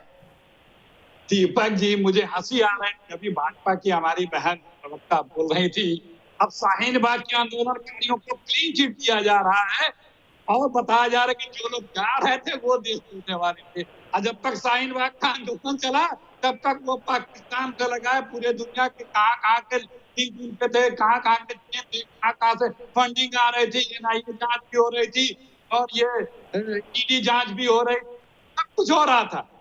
जैसे शाहीन का चुनाव खत्म हुआ, आंदोलनकारी जो नेतृत्व के मुखिया थे वो बीजेपी में शामिल हो गए, तो अब बीजेपी के इसीलिए कहते बीजेपी दशाना है, 10 चेहरे वाली है। अब बता रहे हैं कि वो लोग नहीं थे, इनके उस समय क्या बयान निकालेंगे? ये शाहीन बाग के आंदोलनकारियों को क्या बोलते हैं? मैं आना चाहती हूँ। ठीक है, जवाब दे रही है अखिलेश जी। नुपुर जी, आपको फिर आप जवाब दीजिएगा, इसी पॉइंट पर जवाब देते हैं। नुपुर जी जवाब दीजिए। वो कह रहे हैं कि आपने तो शामिल करा लिया उनको। यही अखिलेश जी, पूरा संसार क्या आपकी पार्टी की तरह गंदा है? आपने समझ रखा है कि पूरे संसार के लोग, अगर कोई आंदोलनकारी का आपकी तरह घटिया राजनीति करता है, जैसे मैंने कहा उन जनाब को ना ओवायस है 164 की मजिस्ट्रेट की विटनेस स्टेटमेंट पढ़ लीजिएगा। आज जैसे लोग अखिलेश जी सुन लीजिए के लिए देश अखिलेश जी सुन लीजिए, एक मिनट प्यारो, अखिलेश जी सुन लीजिए, नुपुर कह रही है, नुपुर जवाब दे रही है। आप देखिए अखिलेश जी, आपको क्या लगता है कि इस देश के सारे आंदोलनकारी आपके जैसे घटिया गिद्ध वाली राजनीति करते हैं? आपके जैसे गंदगी फैलाते हैं, आपके जैसे तुष्टीकरण वाली राजनीति करते हैं।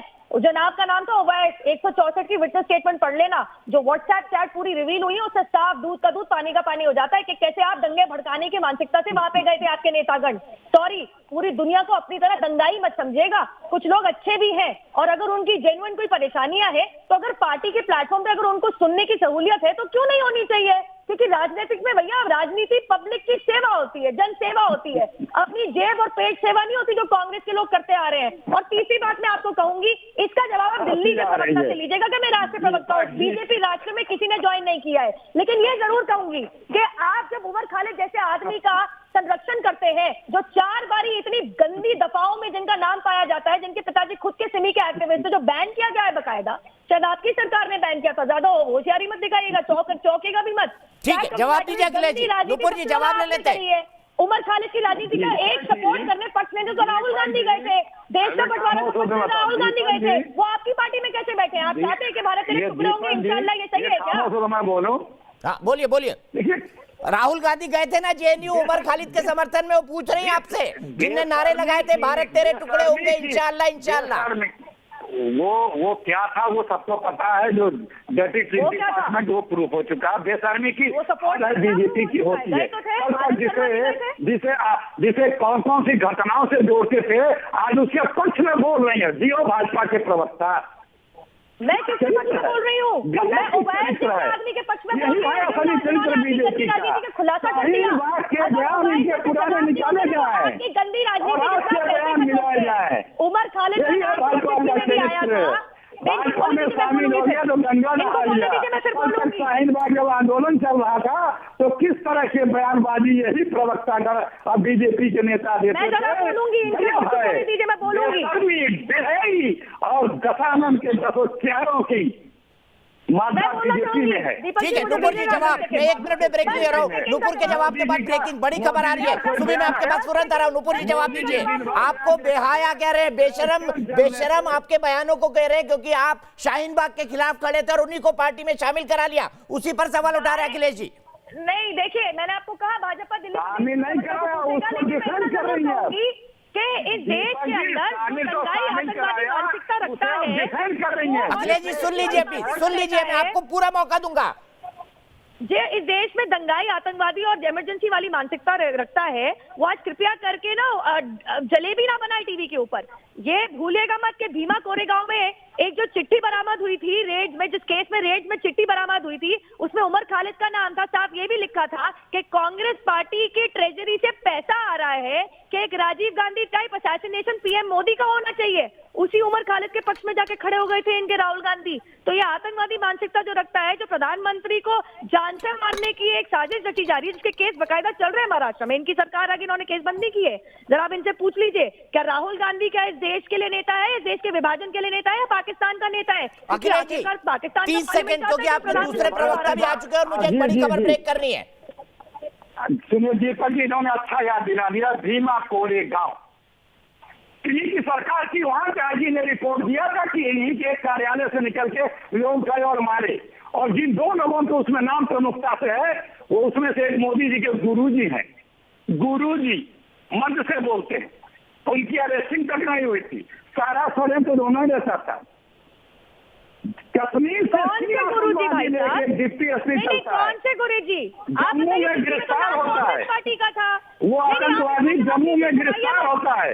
दिल्ली जा रहा जिसमें कांग्रेस पार्टी का नाम था, इन्हें खामोश प्रधानमंत्री को मारने की साजिश थी, इनका जरा वॉल्यूम कम कर लीजिए क्योंकि मैं बीच में नहीं बोलता हूँ। अल्पेश ठाकुर को इन्होंने जो अपने पीसीआर को बोलिए दीपक जी जरा, इनकी आवाज कम कर दे।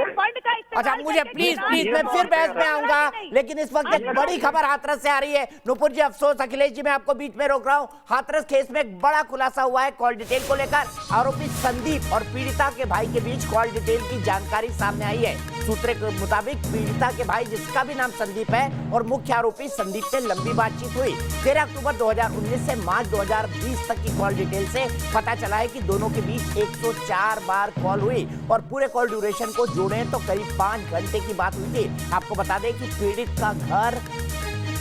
का घर से महज 200 मीटर की दूरी पर है इन दोनों का आपस में घर। आरोपी संदीप का घर 200 मीटर की दूरी पर है। उधर 3 सदस्यीय एसआईटी बुधवार को अपनी रिपोर्ट सरकार को सौंपेगी। स्पेशल इन्वेस्टिगेशन टीम आज 5वीं बार पीड़िता के गांव पहुंची। जांच टीम ने पीड़िता के परिवार से मुलाकात की। इसके बाद क्राइम सीन और दाह संस्कार स्थल का निरीक्षण किया और कल रिपोर्ट सरकार को सौंपी जाएगी।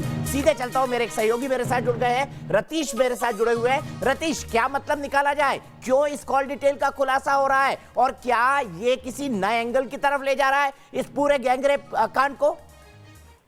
बिल्कुल, देखिए हाथरस में जो घटना घटी है उसके बाद से ही लगातार, चूंकि इतना हाई प्रोफाइल मामला हो चुका है, मुख्यमंत्री योगी आदित्यनाथ ने एसआईटी के गठन किया था। 3 सदस्यीय एसआईटी भगवान स्वरूप जो गृह सचिव हैं उनके नेतृत्व में बनाई गई थी और अब जो खुलासा हुआ है उसमें साफ तौर पर ये बात निकल के आई है कि पीड़िता के भाई और जो मुख्य आरोपी है संदीप, उसकी फोन कॉल डिटेल से ये खुलासा हुआ है कि 13 अक्टूबर 2019 से और मार्च 2020 यानी 6 महीने के अंतराल के दौरान 104 बार बातचीत हुई थी इन दोनों के बीच में और 104 बार बातचीत में जो वक्त है वो 5 घंटे का था, जबकि 200 मीटर की दूरी पर दोनों आरोपी और वो संदीप रहता है। तो साफ तौर पर इसके बड़े मायने निकाले जा रहे हैं, क्योंकि ये कहा जा रहा था कि लगातार जो संदीप है, जो आरोपी है जिन पर आरोप लगाए गए हैं, वो टॉर्चर कर रहे थे, उत्पीड़न कर रहे थे। लेकिन अगर ऐसी कोई बात होती तो लगातार 6 महीने के भीतर इतनी बार बातचीत होना ये सिखाता है कि कैसे संबंध कैसे थे और लगातार बातचीत हो रही थी। बड़े खुलासे और हो रहे हैं। कल मियाद पूरी हो रही है, 7 दिन की मियाद दी गई थी और मुख्यमंत्री आप इस बात से अंदाजा लगा सकते हैं कि 3 बार स्वयं आकर के ये बात कह चुके हैं कि जातीय हिंसा में झोंकने का एक पूरा फुल प्रूफ प्लान था, एक साजिश थी बड़ी और षड्यंत्र रचा गया था उत्तर प्रदेश में दंगे कराने का। तो बड़े खुलासे होंगे। एसआईटी रिपोर्ट की मियाद, जो एसआईटी को मियाद दी गई थी, वो कल खत्म हो रही है और एसआईटी के सामने जब रिपोर्ट होगी तो और ज्यादा चौंकाने वाले मामले और खुलासे निकल के आएंगे। जी ठीक है, सीधे एक दर्शक अजीत द्विवेदी मेरे साथ लखनऊ से जुड़ गए। अजीत, आरोप लगा रही है सरकार की दंगे कराने की कोशिश। इस बीच नया पैनल मेरे साथ जुड़ गया है। एहतेशाम खान साहब हैं, सोशल एक्टिविस्ट हैं, सुप्रीम कोर्ट के जाने माने लॉयर हैं। मेरे साथ आलोक शर्मा जी जुड़ गए हैं, कांग्रेस के राष्ट्रीय प्रवक्ता हैं। मेरे साथ सुभी जुड़ी हुई है, नुपुर जी जुड़ी हुई हैं और साथ ही साथ मुजब्बिर रहमान, पीएफआई शाहीन बाग। क्यों आता है ऐसा नाम? अजीत द्विवेदी जी बताइए, क्या आपको लगता है कि वाकई दंगे या सांप्रदायिक हिंसा या जाति हिंसा करने की कोशिश की गई, या विपक्ष कह रहा है कि योगी जी जब भी मुसीबत में पड़ते हैं इसी बात को आगे रखकर अपने लिए सहानुभूति बटोरते हैं? अजीत जी, आपको क्या लगता है?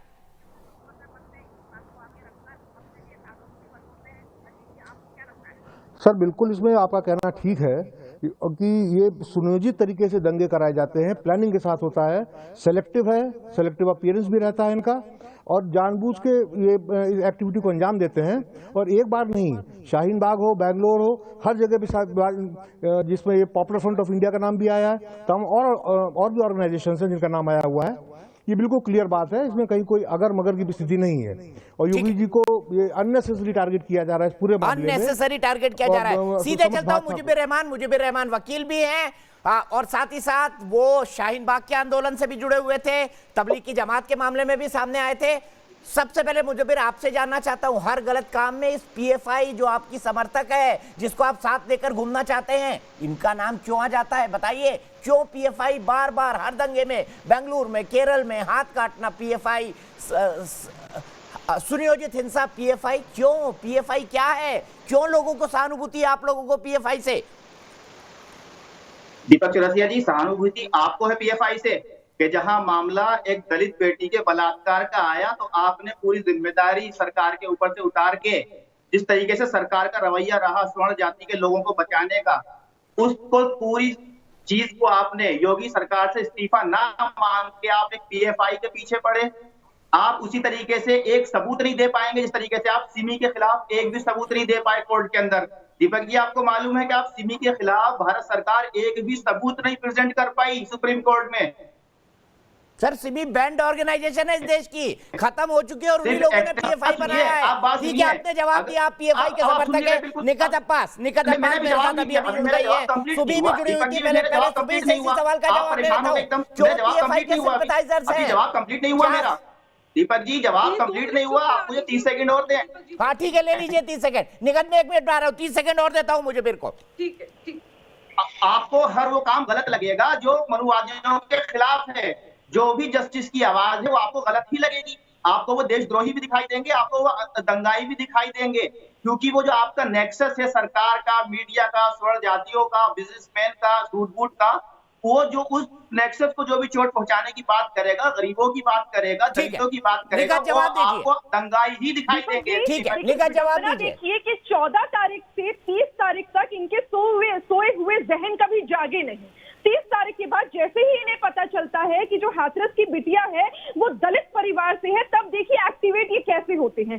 3 चीजें हैं। पहले वो लोग एक्टिवेट हो जाते हैं जो उत्तर प्रदेश सरकार में टारगेट में है, माफिया ग्रुप ऑर्गेनाइजेशन जो हिंदुस्तान को टेररिज्म में आगे आके उमारना चाहते हैं। दूसरे वो लोग जो पीएफआई जिन्होंने आज दिल्ली में सीए के प्रदर्शन में लोगों को बरगलाया, भड़काया और दंगे भड़काए, वो इंसाइट राइज करने के लिए दोबारा एक बार एक्टिवेट हो जाते हैं। तीसरे राहुल गांधी और प्रियंका गांधी वाड्रा, जिन्हें पता था कि उनकी राजनीति तितर बितर हो चुकी है, आज वो अपॉर्चुनिस्टिक बन जाते हैं और अपनी गाड़ी का रुख घुमा लेते हैं हाथरस की तरफ, क्योंकि उन्हें पता है कि जो उनकी फैली हुई राजनीति थी, बिखरी हुई राजनीति थी, आज उसको समाप्त। ठीक है अनुराग जी, फिर आलोक शर्मा। अनुराग जी, मेरा सीधा सवाल है, एक बार अखिलेश जी को फोन कर लीजिए, बोलो बड़ी बदनामी हो रही है, ना आपने आजमगढ़ पे बात की ना बलरामपुर पे बात की, कहां विदेश से एक ट्वीट कर देते हैं। आजमगढ़ की बेटी को एक फोन ही कर ले अखिलेश जी, लगाइए उनको फोन, बोलिए सर बड़ी बदनामी हो रही है। अच्छा बस हो गया, आपने गा लिया, मुझे बोलने दीजिए। आप नोट कर लीजिए जो प्रतिनिधिमंडल मिल के आया था बीएचयू के अंदर में, शालिनी यादव जो हमारी लोकसभा की प्रत्याशी थी बनारस से, मनोज राय धूपचंडी जो हमारे राज्यमंत्री, आनंद मोहन गुड्डू पूर्व प्रत्याशी जो थे वहां से एमएलए के, सुजीत यादव जिलाध्यक्ष समाजवादी पार्टी बनारस, विष्णु शर्मा महानगर अध्यक्ष समाजवादी पार्टी और कमलेश्वर दीक्षित जो वहां पे किसान अध्यक्ष है समाजवादी पार्टी के विधान सभा। ये सभी प्रतिनिधि मंडल बाकायदा 4 तारीख को वहां मिलके 5 तारीख को मिलके आया, अपनी रिपोर्ट सबमिट की है। उसके बाद फिर समाजवादी पार्टी अपने हिसाब से अब एक्शन लेगी, उनको बोल के आ गई है क्या क्या करना है। अगर सरकार नहीं सुनेगी तो हम उस पर एक्शन लेंगे। अब मैं पूछना चाहता हूं नुपुर जी से, बड़ी देर से जाके जिस दिन मैं चिल्ला चिल्ला के बोल रहा था, जिस दिन मैं चिल्ला चिल्ला के बोल रहा था, और ये गुपचुप करके क्यों मिल के आते हैं, गुपचुप करके क्यों मिल के आते हैं? अखिलेश यादव के पास मोबाइल फोन नहीं है क्या? आजमगढ़ की बेटी को मोबाइल नहीं लगा सकते वो? पेपर कटिंग भी देख लीजिएगा, वीडियोग्राफी भी देख लीजिएगा, वो भी आपको भेज दूंगा थोड़ी देर में। अब मैं पूछना चाहता हूं भारतीय जनता पार्टी के मुख्यमंत्री और भारतीय जनता पार्टी के प्रवक्ता नुपुर शर्मा से, क्या नुपुर शर्मा जी गई थी? क्या भारतीय जनता पार्टी का कोई प्रतिनिधिमंडल गया? क्या भारतीय जनता पार्टी सरकार से कोई मंत्री गया? क्या भारतीय जनता पार्टी की सरकार से कोई कैबिनेट मंत्री गया? नुपुर जवाब देंगे, फिर आलोक भाई बहुत देर से इंतजार कर रहे हैं और नुपुर जवाब दीजिए। गई क्या कोई महिला मंत्री कैबिनेट गई? या नुपुर जी बता दीजिए। या तो यही बोलते रहे। नुपुर जी जवाब दीजिए, कभी ब्रेक लगाया करिए, आपकी गाड़ी के ब्रेक फेल है, आपकी गाड़ी के ब्रेक फेल है, कभी ब्रेक लगाया करिए। और अखिलेश जी को फोन कर लीजिए, बोलिए बड़ी बदनामी हो रही है साहब, बड़ी बदनामी हो रही है। आजमगढ़ की बेटी को फोन भी नहीं कर सकते, अखिलेश यादव के पास मोबाइल फोन नहीं है। नुपुर शर्मा जी प्लीज इनकी आवाज कम कीजिए, मैं इनके ऊपर नहीं बोलूंगी। नुपुर शर्मा जी की आवाज उत्तर प्रदेश के अंदर मैं इनके लेवल पे गिर के डिबेट नहीं करना चाहती, आप समझ रहे हैं ना मेरी बात। अब देखिए वहाँ के जो क्षेत्रीय सांसद है, एमएलए तो वहीं पे है ही, वहाँ के क्षेत्रीय सांसद और यूपी सरकार के मंत्री तो वहाँ पे आए दिन जा रहे हैं। अगर आप अखबार नहीं पढ़ रहे तो मेरी गलती नहीं है, कृपया करके अपनी नॉलेज बढ़ाइए। आपकी अनुराग जी मत करा करिए हर बार, आप बोलते ही रहते हैं, ये क्या तरीका है? अनुराग जी को ऑडियो डाउन। और मैं अब एक भी सवाल नहीं लूंगा उनसे। क्या बीमारी है आपको अनुराग जी, क्या बीमारी है आपको? नुपुर जी क्या बीमारी है आपको? आप नेशनल पार्टी के स्पोक्सपर्सन है, ऐसे बिहेव करेंगे? मैं इनकी जबान ही नहीं, इनके दिमाग के भी ब्रेक फेल लग रहे हैं मुझे। अखबार पढ़ लिया होता तो पता होता है कि वहाँ के नुपुर जी मैं आलोक जी को बहस में लाना चाहता हूँ, बहुत देर से इंतजार कर रहे हैं। नुपुर जी सीधा एक सवाल आलोक जी के लिए, मैं जवाब देना चाह रही हूँ, दे दूं दीपक जी? मैं जी बोलिए। थोड़ी सिमी के ऊपर यहाँ पे थोड़ी भ्रम फैलाया गया था। सिमी को chief justice of India KG Balakrishnan और सुप्रीम कोर्ट के चीफ जस्टिस ऑफ इंडिया ने 2008 के अंदर बैन किया था। कृपया करके थोड़ी सी इंफॉर्मेशन रख के कोई भी बेतथ्य की बात करने से पहले जरा दिमाग चलाया किया था। सिमी को सुप्रीम कोर्ट ने बैन किया था और रीइंस्टेट नहीं किया था। Supreme court KG Balakrishnan please पढ़ लीजिए। अरे भाई तो क्यों बैन करेंगे चीफ जस्टिस? तो अच्छा वापस आ गई है सिमी, दोबारा चल रही है? बताइए मुझे बताइए अभी दिखाइए 2008 में बैन किया सर्वोच्च न्यायालय के चीफ जस्टिस ने। नहीं कृपया सीधे आलोक शर्मा जी के पास जाऊंगा। आलोक शर्मा जी मैं आपके पास, नुपुर जी में रोकता। पढ़ लिख के आया कीजिए, पीएफआई और सिमी में फर्क है। और पीएफआई को तो उसका बैंड रिसेलेक्शन बोला जाता है। सिमी बैंड ऑर्गेनाइजेशन है और आपकी प्रेमी पार्टी कांग्रेस सरकार ने 2008 में उसको बैन किया था। इंडियन मुजाहिदीन और बाटला हाउस खुलने के बाद उसके पहले मेल मेरे ही पास आते थे पूरे, अंकित कुमार जी कानपुर से, और फिर मैं बहस को खोलूंगा। अंकित कुमार जी जितनी अपोजिशन पार्टी से ये आरोप लगा रही है कि दंगों की बात कह के योगी सरकार बचना चाहती है, आपको क्या लगता है? और फिर आलोक जी। भाई साहब, इसमें कोई भी बचने की बात ही नहीं है। अगर देखा जाए तो वहाँ सरकार पूरा उनका सपोर्ट कर रही है, ठीक है। किनका जो लड़की है जिसके साथ बलात्कार हुआ है, जिसका हत्या हुआ है, उसके साथ सरकार खड़ी है। सरकार उसमें कहाँ हाथ कर रही है, लगा रही है? आप ही बताइए। अब बात रही राहुल जी की, तो राहुल जी कांग्रेस पार्टी, राहुल जी राजस्थान में जो केस हुआ है उस पर क्यों नहीं जा रहे हैं, उस पर दौरा क्यों नहीं कर रहे हैं? हमारे सीधे यही सवाल आलोक जी से। आलोक जी, राजस्थान में, ये मेरा सवाल नहीं है, दर्शक का सवाल है, अंकित जी का सवाल है, अंकित कुमार का कानपुर से। सवाल ये है कि राहुल जी राजस्थान की तरफ ध्यान क्यों नहीं दे रहे, सिर्फ हाथरस पे ही क्यों बोल रहे हैं? नहीं, कौन कहता राजस्थान की तरफ ध्यान नहीं दे रहे हैं? उन्होंने मुख्यमंत्री से रिपोर्ट भी मंगाई है, हमारी वहां पर सरकार है पूरी, और सरकार आने के बाद भी अलवर में 1 साल पहले माननीय राहुल गांधी जी ने जाकर प्रेस कॉन्फ्रेंस तक की थी, और आज ही के दिन थानागाजी विधानसभा के अंदर अलवर जिले में उन 5 दरिंदों को आज ही सजा मिली। तो कौन कहता राजस्थान पे ध्यान नहीं दे रहे हैं? दुर्भाग्य ये है कि जिनकी सरकार है उनसे सवाल ना पूछ के विपक्ष से सवाल पूछा जा रहा है। राहुल गांधी को हर तरह से कटघरे में खड़ा करने का पूरा एक षड्यंत्र चल रहा है। आज वहां क्यों नहीं गए, कल वहां क्यों नहीं गए? अरे एनसीआरबी के आंकड़े भी उठा लीजिए दर्शक महोदय।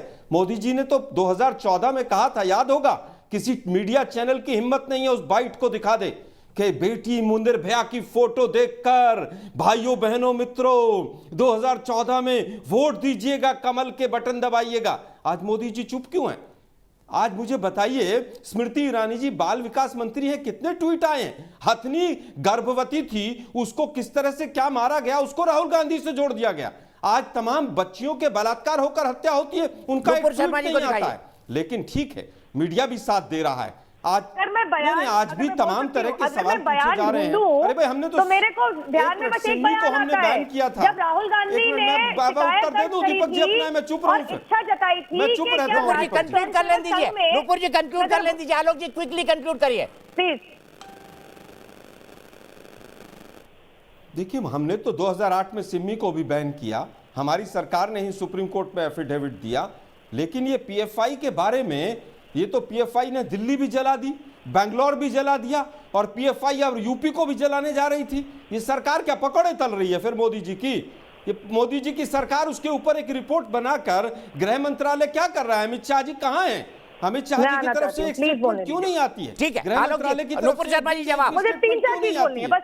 आज मुझे बताइए, एक मिनट, भाजपा के सांसद हैं राजवीर सिंह जी, वो भी एक मिनट, क्या वो भी पीएफआई में है? सर, मैं अगली पॉइंट पे आपको ले लूंगा, अगले पॉइंट पे ले लूंगा। नुपुर जी जवाब दीजिए। प्लीज मुझे, जेल में जो भाजपा के सांसद गए हैं मिलने आरोपियों से, क्या वो भी पूरी तरह से पीएफआई के मेंबर हैं? वो जो इनके एमएलए कह रहे हैं, आलोक जी सुन लीजिए जवाब, सुन लीजिए, अभी बहस का बहुत टाइम बाकी है, सुन लीजिए, आप अगला पॉइंट भी उठाइए। भाई, वो डीएम जो धमका रहे थे वहां पर, और डीएम जो छाती पर लात मार रहे थे, वो भी पीएफआई के मेंबर थे क्या? दंगे पीएफआई भड़का रही थी। नहीं, दीपक जी से पूछिए, दंगे तो पीएफआई भड़का रही थी। अच्छा, जवाब तो ले लीजिए आलोक जी, जवाब ले लीजिए आलोक जी, जवाब सुन लीजिए। नुपुर जी जवाब। नहीं, दीपक जी एक सवाल मोदी जी के बयान के बारे में बात करी, ये नहीं बोल चुके और आप इनको फेड डाउन नहीं करेंगे तो कोई फायदा नहीं। मेरी आवाज जा नहीं रही है, मुझे मैसेजेस आ रहे हैं लोगों के। आप प्लीज इनका फेड डाउन कीजिए, मैंने उनकी पूरी बात सुनी। सरकार है ड्रामा कंपनी, आपसे रिक्वेस्ट आलोक जी जवाब भी ले लीजिए, जवाब भी ले लीजिए, आप इतने सीनियर प्रवक्ता हो गए, आप जवाब तो देने दीजिए उनको। पुलिस वाले हो गए और दंगे पीएफआई भड़का रही थी। गजब सरकार है। मोदी जी के बयान की बात बताइए जरा। मैं पूछना चाह रही हूँ, क्या इन्होंने राहुल गांधी पर बयान खंगालो तो क्या निकलता है? वो वाला बयान जिसमें राहुल गांधी ने एक इच्छा जताई थी कि मैं राष्ट्र राहुल गांधी ने कभी भी अगर रेप के ऊपर वोट मांगा हो तो आप बताइए उनको। दूसरा बयान ये बताइए ना आप मुझे, ये साफ तौर अगर रेप के ऊपर कांग्रेस पार्टी ने कभी भी वोट मांगा हो तो बताइए। आप लोगों ने रेप के ऊपर वोट मांगा है हमेशा। तो कमजोर महिला है, लेकिन अब मैं इनकी जरा फैक्चुअली जरा बातों पे आ जाऊं। एनसीआरबी के डेटा में तो ये साफ लिखा है 2019 में अगर आंकड़े देखे जाए तो सबसे ज्यादा बलात्कार तो राजस्थान में हुए हैं। राजस्थान में बीजेपी की सरकार नहीं, आपकी सरकार है। बरान सीकर के अंदर नाबालिग लड़कियों के साथ दुष्कर्म हुआ, आपने लड़कियों को चरित्र हनन कर दिया, ये कह दिया कि अपनी इच्छा अनुसार हुआ। आप देश का कानून नहीं जानते क्या? 18 साल से छोटी 4 साल तक पब्लिश नहीं किया आप लोगों ने। किसी में यौन शोषण रेप माना जाता है, बलात्कार माना जाता है। आपने वहाँ आपके मुख्यमंत्री ने कैरेक्टर सर्टिफिकेट दिया वहाँ आरोपियों को। वो लड़कियां क्या दलित नहीं थी? और मैं बता दूं पीएफआई चिल्ला तो रहे हैं, पीएफआई का जो मेन साथी संगठन है एपीआई, उसके पैसे पे आपने गुजरात में चुनाव लड़ लिया। कर्नाटका के फिशरीज मिनिस्टर कांग्रेस सरकार के, पिछली कांग्रेस सरकार के पीएफआई के दिग्गज नेता जिसने प्रशांत पुजारी का मर्डर किया था, उसके साथ फोटो खिंचवा रहे थे। तब इनको पीएफआई की इन सारी चाल। ठीक है, मैं ब्रेक के लिए रुक रहा हूं, ब्रेक के बाद आऊंगा। और इस वक्त एक और बड़ी खबर आ रही है हाथरस मामले से जुड़ी हुई। हाथरस में दंगे फैलाने वाली, जो दंगे फैलाने के लिए जो वेबसाइट बनाई गई थी, जो कार्ड.com से बनी है और जिसका कनेक्शन ब्लैक लाइफ मैटर, जो अमेरिका में दंगे हुए थे, उसके साथ भी है, क्योंकि कार्ड.com पर ही हांगकांग दंगों और अमेरिका के ब्लैक लाइफ मैटर्स दंगों की प्लानिंग की गई थी। अब पीएफआई एजेंट की पूछताछ के आधार पर ईडी ने प्रारंभिक जांच शुरू कर दी है। ईडी को हाथरस पुलिस ने एफआईआर की कॉपी सौंपी है। हाथरस के चंदपा थाने में हुई थी एफआईआर दर्ज। एफआईआर के आधार पर मनी लॉन्ड्रिंग का केस दर्ज करने की तैयारी है। मैं मेरे पूरे पैनल को इंट्रोड्यूस कर दूं। नुपुर शर्मा बीजेपी के प्रवक्ता मेरे साथ है, कांग्रेस के प्रवक्ता आलोक शर्मा जी है, अनुराग भदौरिया है, समाजवादी पार्टी के स्पोक्स पर्सन सुबी खान है, सोशल एक्टिविस्ट एहतशाम हाशमी साहब है, जाने माने लॉयर है सुप्रीम कोर्ट के, और मेरे साथ इस वक्त मुकेश शर्मा जी हैं मेरठ से, मेरे एक दर्शक। मुकेश शर्मा जी, लगातार पीएफआई का नाम सामने आ रहा है, ये खबर सामने आ रही है कि दंगे कराने की, जाति हिंसा कराने की साजिश थी, लेकिन विपक्ष का आरोप यह है कि मोदी सरकार फेल हो गई है और अपने आप को बचाने के लिए ऐसे हथकंडों का इस्तेमाल कर रही है। आपको क्या लगता है मुकेश जी, आपकी क्या राय है? निश्चित रूप से ये समाज के अंदर जातिगत विद्वेष फैलाकर दंगे कराने की योजना थी, जो कि सफल नहीं हो सकी है। पूरा विपक्ष इस समय मोदी सरकार और योगी सरकार को किसी भी तरीके से गिराने के प्रयास में लगा हुआ है और उनका ये प्रयास कभी भी सफल नहीं होना है। आम जनता अब ये समझ चुकी है कि विपक्षी दल का एकमात्र उद्देश्य समाज के अंदर विद्वेष घोल करके, जातिगत उन्माद पैदा करके दंगे कराने के सफल नहीं हुआ है। ठीक है, थैंक यू मुकेश जी। आलोक जी, ये मेरी राय नहीं है, मुकेश शर्मा जी मेरे दर्शक हैं, उनकी राय है, और अनुराग जी आप भी सुन लीजिए। इसीलिए मैं पहले सवाल को लेकर एहतशाम हाशमी जी के पास जाना चाहूंगा। जवाब भी ले लीजिएगा। हाँ अनुराग जी, मैं आप आलोक जी आपके पास भी आऊंगा।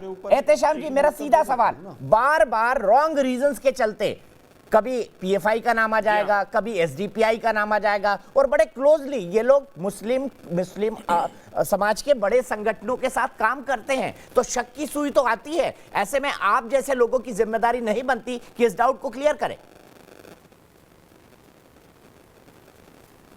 देखिए दीपक भाई साहब, मुझे थोड़ा वक्त दीजिएगा, मैं आपकी पूरी बात का जवाब दूंगा। जी बिल्कुल। मोदी सरकार जो हजारों लोगों का चूल्हा बंद कर सकती है, लाखों फैक्ट्रियां बंद कर सकती है, तो ये पीएफआई को क्यों नहीं बैन करती, क्यों नहीं बंद करती? मोदी सरकार क्या इनकॉम्पिटेंट सरकार है कि एक आतंकवादी संगठन काम कर रहा है और मोदी सरकार चुप बैठी हुई है, योगी जी चुप बैठे हुए हैं? और दूसरी चीज मैं आपको बताऊं कि आज का जो मुद्दा था वो पीएफआई पे नहीं था, ना ही मैं पीएफआई को रिप्रेजेंट कर रहा हूं। आज का मुद्दा था कि एक दलित बेटी के साथ जो रेप की घटना हुई है, उसमें आरोपियों को सजा मिलने का क्या प्रावधान है। फास्ट ट्रैक कोर्ट गठित करना चाहिए था, लेकिन यूपी सरकार ने, ना ही मोदी जी ने फास्ट ट्रैक कोर्ट का गठन नहीं किया। मैं ये आपके चैनल के माध्यम से पूरे देशवासियों को बताता हूं, पीएफआई या फिर कोई भी ऑर्गेनाइजेशन हो जिसके ऊपर शक भी अगर है कि वो आतंकवादी गतिविधियों में लिप्त है, तो उनको बैन किया जाए, उनके मेंबर्स को जेल भेजा जाए। क्यों सरकार डिले कर रही है? मुझे तो लगता है पीएफआई के पीछे भी बीजेपी सरकार का हाथ है, क्योंकि पीएफआई को अगर लोग टारगेट करते हैं, उसका डायरेक्ट बेनिफिट बीजेपी को इलेक्शन से मिलेगा। तो मुझे ये लगता है ये दोनों तो साथ में काम कर रहे हैं। आपने बात कंप्लीट की नुपुर शर्मा जी, आपका जवाब फिर निगाह सुबी और अनुराग जी और आलोक जी को लाऊंगा। बैन करिए। देखिए, वही मैंने शुरुआत में कहा था, अगर थोड़ा सा रिसर्च करके आते तो योगी जी ने जो 5 चीजें अनाउंस करी थी लड़की के परिवार से बातचीत करने के बाद, उसमें फास्ट ट्रैक कोर्ट का गठन भी था। कृपया करके इतना एक बहुत बेसिक चीज है, इसको पता, देश को पता है, इस पर भ्रमित करने की जरूरत नहीं है। लेकिन फर्क क्या है? गठन होना और एजुकेशन में आना दो अलग अलग चीजें हैं। तो पूरी होने दीजिए, प्रोब तो पूरी होने दीजिए, फर्क क्या है? आप भी जानते हैं, आप वकील हैं, पहले प्रोब पूरी होने दीजिए। फर्क क्या है? फर्क ये है कि यहाँ पे योगी जी की सरकार अपने आप जाके स्वतः जाके सर्वोच्च न्यायालय में कहती है कि हमें सुप्रीम कोर्ट सर्वोच्च न्यायालय मॉनिटर्ड सीबीआई प्रोब चाहिए, और वहां पे अशोक गहलोत कहते हैं कि नुपुर जी 60,000 केस पेंडिंग है रेप के यूपी में, 60,000 केस, 60,000 केस यूपी में रेप के रिगार्डिंग पेंडिंग है। मैं आपको पूरा मौका दूंगा, प्लीज मेरे साथ बात हो गया होता तो 60,000 केस पेंडिंग नहीं होते। रिक्वेस्ट कर रही हूँ प्लीज, ये कोई तरीका नहीं है डिबेट करने का। सारे रेप मोदी जी की सरकार के अधीन है। कृपया करके आप कहां थे जब यहाँ पे कांग्रेस की सरकार थी? फर्क इतना है कि यहाँ पे हमारी सरकार आगे होके बोलती है कि 376 की दफा हम नहीं हटाएंगे, नहीं हटाएंगे। मैं कांग्रेस का स्पोक्स पर्सन नहीं हूँ, ना उनका पेड एम्प्लॉय हूँ। आप कांग्रेस के आप बीजेपी के स्पोक्स पर्सन है, उनकी पेड एम्प्लॉय होंगी, मैं कांग्रेस का पेड एम्प्लॉय नहीं हूँ। सर आप अपने समय पे बोलिएगा सर, आप मेरे कोलीग है कोर्ट्स में, प्लीज अपने समय पे बोलिएगा। मैं आपके ऊपर नहीं बोली, बिल्कुल मुझे पॉइंट बोलने दीजिए, आपको पूरा समय मिलेगा। मैं आपके ऊपर नहीं बोल रही हूँ, मैं इतना कहना चाह रही हूँ जी की सरकार स्वतः जाती है सर्वोच्च न्यायालय में कहती है कि प्लीज सर्वोच्च न्यायालय की कोर्ट मॉनिटर्ड सीबीआई प्रोब होनी चाहिए। वहां पे अशोक गहलोत की सरकार है।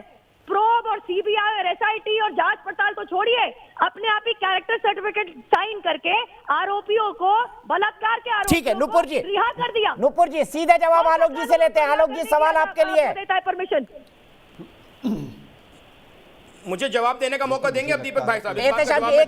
आलोक जी, नुपुर जी उन्होंने कांग्रेस पर आरोप लगाया है और अंतर बता रही उत्तर प्रदेश और राजस्थान का, और यहाँ पर नहीं मैं दोनों को कंपेयर करना नहीं चाहता, लेकिन नुपुर जी ने विषय उठाया इसलिए बता दूं मैं कि 164 के बयान मजिस्ट्रेट के सामने हुए हैं और बीजेपी का कोई डेलीगेशन जाए तो अशोक गहलोत जी ने कहा है मैं उसको सुरक्षा भी दूंगा। यहाँ पर मीडिया को भी गांव में नहीं घुसने दिया गया था, मीडिया को भी धक्के और लाठियां मार के बाहर कर दिया था, पहली चीज। दूसरी चीज, एक मिनट मैडम, मैंने तो मैं कब कह रहा हूँ कि नहीं गया है यार, आप सुनते कम है क्या? मैंने कहा आप सुनते नहीं है कि आप इतने बौखलाए क्यों है बीजेपी के प्रवक्ता सब लोग? अरे भाई आप महिलाओं की सुरक्षा नहीं कर सकते हैं, बौखलाइए तो मत कम से कम। नहीं मैंने ये नहीं कहा कौन गया कौन नहीं गया, ये सवाल मीडिया उठा रहा है। अरे भाई मैंने नहीं कहा, ये सवाल नहीं उठाया है। अरे इज्जत का तमाशा तो कुलदीप सेंगर जैसे लोगों ने बनाया है। वो जम्मू कश्मीर में 8 साल की बच्ची का जो हुआ था रेप, वो देखा था आप लोगों ने? बीजेपी के तमाम लोग वहां पर बैठे रहे थे, याद होगा आपको? भूल गए आप आपने देखा आज भी राहुल गांधी के नहीं आप उत्तर देने देंगे मुझे? आप चिल्लाइए मत क्या यार। आज दीपक जी मैं शांत बैठ जाता हूँ। ये महिलाएं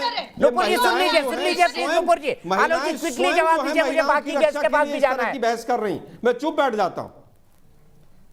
नहीं मुझे बताइए, घटना भयावह है, ये न्यूज नेशन पे अभी चल रहा है, सुप्रीम कोर्ट ने कहा है, ये कांग्रेस ने नहीं कहा हाथरस के लिए। हाई कोर्ट में कोई नहीं गया था इलाहाबाद, सू मोटो कॉग्निजेंस लिया गया था, और जो सुप्रीम कोर्ट में आज एफिडेविट दिया गया है उसमें 500 गलतियां हैं।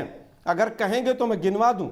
जो वेबसाइट जिसके लिए आज मीडिया पूरी तरह से बीजेपी की डबली बजा रहा है, उस वेबसाइट के लिए क्या आप जांच नहीं कर सकते किसकी वेबसाइट है वो? उसमें लिखा है if you see B black people running run with them. अरे ये वेबसाइट कहां की कहां कट एंड पेस्ट कर दिया आपने। Mindless copy and cut and paste का है ये केस। मुझे बताइए, न्यूयॉर्क पुलिस यहां पर वीडियो फिल्मिंग कराएगी वो उस वेबसाइट में? एक ही दिन में रात में वेबसाइट बनी और गायब हो गई। ठीक है अनुराग जी, नुपुर जी का जवाब फिर निकट को लाऊंगा। नुपुर जी 30 सेकंड जो इनका बीजेपी का जो डर्टी ट्रिक्स डिपार्टमेंट है, सोशल मीडिया, जांच कराइए, उनका हाथ मिलेगा इसके अंदर। मैं आरोप लगा रहा हूं कि जांच कराइए, कहीं बीजेपी वालों का ही तो इस वेबसाइट हाथ नहीं मिलेगा। फिर दूसरी बात, वेबसाइट में दंगे भड़काए जाने की बात की और बात नहीं करेंगे। पुलिस के अधिकारी सबसे बड़ी गलती ये राजस्थान में डेलीगेशन 12 दिन में ये गए हमारे अध्यक्ष 4 लोग लेके, दंगा फैलाने कोई नहीं गया। फर्क इतना है, आज पीएफआई के पक्ष में बोल रहे हैं। 4 दिन से नोटिफिकेशन सीबीआई जांच का क्यों नहीं आया? ठीक है ठीक है, एक मिनट, अरे भाई, आप मुझे बताइए, अनाउंस हुए सीबीआई जांच हो गई, 4 दिन हो गए, सोनिया गांधी ने कहा था आर्यवाद की लड़ाई है और आज ये पीएफआई का पक्ष लेने बैठ गए। एक मिनट निकट मैं आपको लाना चाहूंगा, अनुराग भदौरिया बहस में आना चाहते थे, निकट और सुबह आप दोनों से एहतेशाम जी का कहना है कि जो कुछ हो रहा है सब बीजेपी करा रही है। आप क्या एहतेशाम जी की बात से एग्री? आलोक भाई और नुपुर रुकना पड़ेगा, पैनल में बाकी लोग भी है। निकट उसके बारे में तो आप क्या बात करेंगे? आप ही की पार्टी, आप ही के बड़े नेताओं के बारे में बात कर लेते हैं। भाई दीपक जी, 4 दिन हो गए सीबीआई की जांच का अनाउंसमेंट हुआ है, नोटिफिकेशन कहां है अभी तक? राहुल गांधी को इसलिए घसीटा जा रहा है क्योंकि 25 लाख से 50 लाख की बात आप ही के लोगों ने कराई। आप ही के 4 जो पत्रकार थे वो जो जहां गए और आप ही की मोहतरमा प्रियंका गांधी जांच कराइए ना, जिसने जांच कराई उसको जिसने जांच कराइए ना। आप अपने पुलिस वालों को तो सस्पेंड करवा रहे हैं, आप यहाँ पर प्रवचन दे रहे हैं। गलतियां कांग्रेस कर रही है और सस्पेंड पुलिस वाले हो रहे हैं, दंगे पीएफआई फैलवा रही है और पुलिस वाले सस्पेंड हो रहे हैं और डीएम लात मार रहे हैं और इनके सांसद जो हैं वो वहां पर जाकर, इनके सांसद वहां पर जाकर। ठीक है, एक मिनट निकट, आपका ऑडियो प्लीज क्लियर करिए, आपका ऑडियो बिल्कुल क्लियर नहीं। आलोक जी, एक मिनट में आपको रोकूंगा, अनुराग भदौरिया जी को लाऊंगा। अनुराग जी, मेरा सीधा सवाल है आपसे, जो दर्शक मेरा मुकेश शर्मा जी जुड़े थे मेरठ से, उनका साफ कहना है कि अपोजिशन पार्टी पब्लिक का मूड नहीं समझ पा रही है।